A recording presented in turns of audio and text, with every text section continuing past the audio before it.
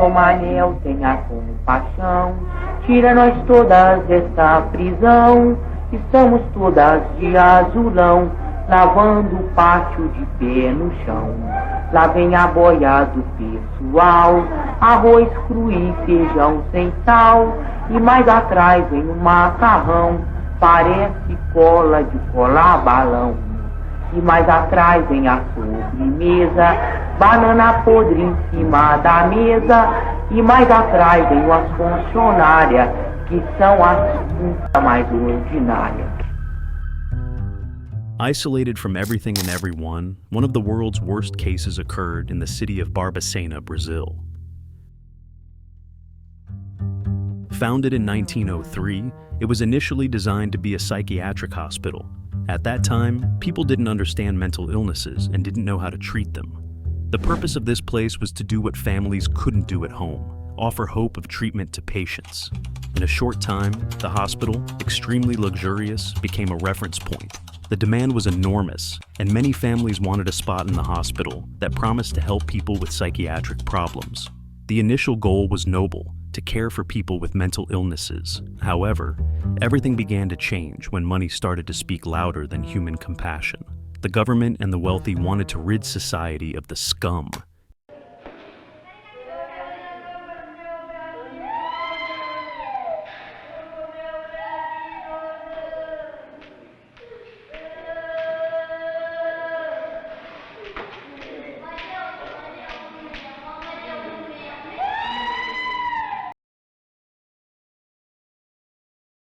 Discarding people they considered useless, preferably in a place out of sight.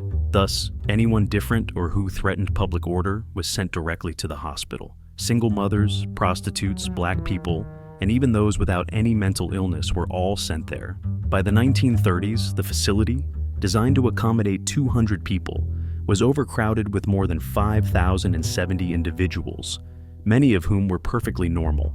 In big cities, these people were put on trains and sent to Barbacena with a one-way ticket. Many didn't even know where they were being sent. Imagine being sent to an asylum by someone with money and power simply because they didn't like you. It sounds absurd, but many such cases really happened. Due to overcrowding, the patients' beds were essentially a cloth covering a pile of straw, and this cloth was poorly sewn. Various insects and animals within the straw would come out of the mattress and attack people while they slept. This was only a fraction of the cruelty in that place. Upon arrival, people were separated by sex, age, and physical characteristics. All their belongings, including their clothes, were confiscated. Many women would start crying from the embarrassment and humiliation of being forced to stand naked in front of everyone. They then underwent a collective bath, often cold, and all the men had their heads shaved. The asylum was massive, divided into 16 pavilions, each with a different sector. The men were sent to their respective sectors. Those in better condition went to the Milton Campos Pavilion, where they worked without any pay. Women were sent to the department known as assistants. From that moment on, they lost their birth names and histories. They were no longer daughters, mothers, wives, or sisters, and were renamed by the staff. In that place, people lost everything: their dignity, their history, even their names. Many of these women came from wealthy families, daughters of landowners who had lost their virginity, been abused, or exhibited behaviors considered inappropriate for the time in a country dominated by powerful landowners.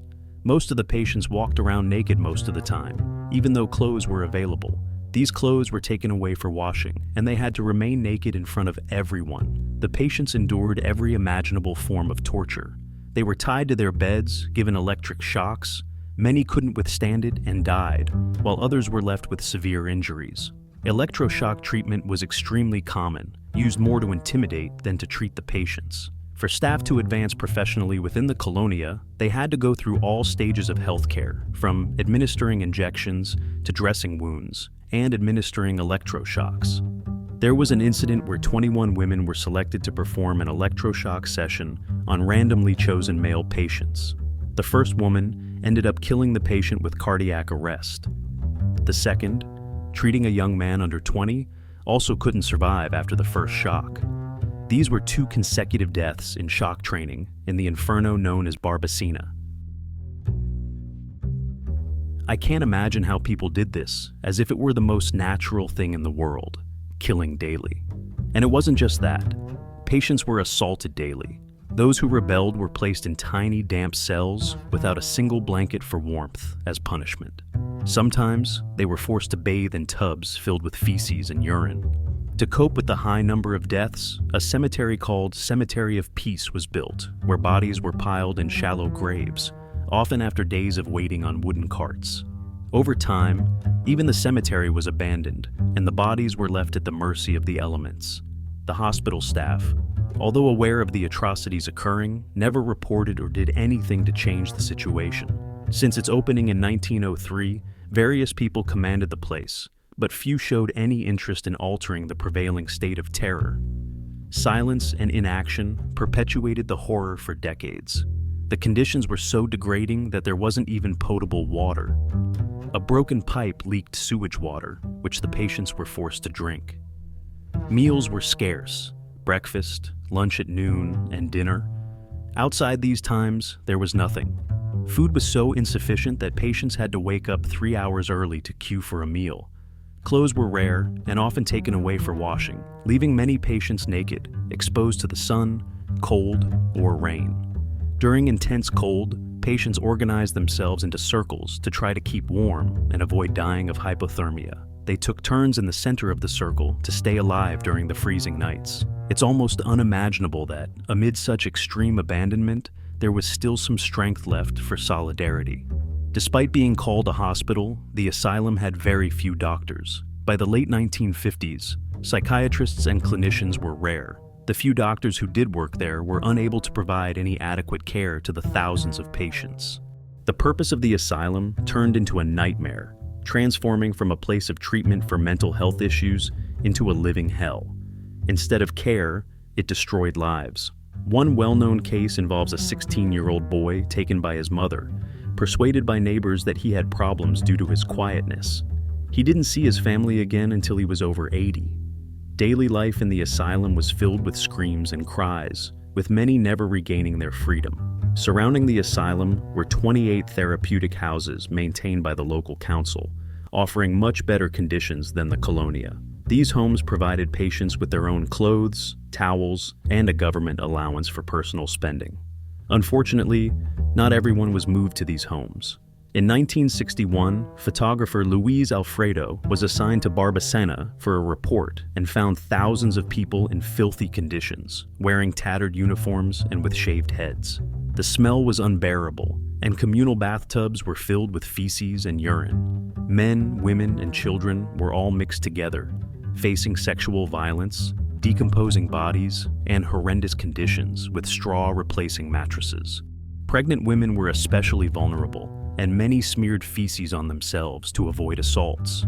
Luis Alfredo described the place as worse than Nazi concentration camps. His report shocked the nation, but political promises for change went unfulfilled. He kept all his photo negatives, which decades later became vital historical records. Between 1969 and 1980, nearly 2,000 bodies were sold to medical schools, generating significant revenue for the asylum. When bodies were no longer in demand, they were dissolved in acid in the courtyards, in front of other patients. This gruesome trade ended in 1980, and one of the worst wards became the Museum of Madness in 1996, displaying tools used for lobotomies. In 2005, a project began to reform the psychiatric system, transforming the Colonia into the Barbacena Psychiatric Hospital Center. Today, around 160 patients live in therapeutic residences, finally enjoying dignity and freedom. Few survivors remain, and within a decade, Barbacena's dark chapter is expected to close. Barbacena's story is a painful reminder of the horrors that occurred. The book, Holocausto Brasileiro, is essential for understanding this tragedy. I strongly recommend reading it for more details and seeing the impactful images depicting this harsh reality. Don't forget to like the video, subscribe to the channel, and thank you for watching.